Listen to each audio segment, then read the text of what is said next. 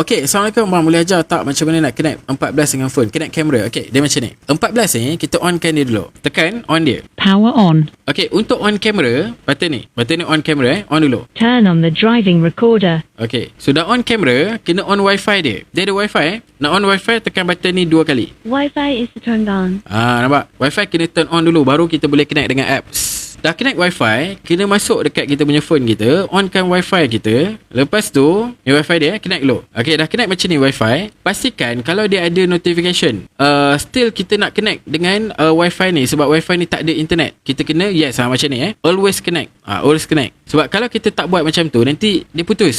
Nanti bila kita tengok app dia, nanti dia putus. Okay, so kena pastikan dia always connect lah. Lepas tu masuk app dia, Broadcam. Masuk je app dia, terus boleh pakai lah. Ni okay, terus tekan lah, sebab dia dah connect dah dengan wifi tadi. So nampak? Okay, so kita dah boleh access dia punya kamera, boleh access dia punya album dia. Okay, nampak so ini gambar-gambar yang kita test je lah dekat dalam studio. Okay, so kita nak download, tekan je lah. Tekan play, nak download pun boleh. Okay, so macam tu je, simple.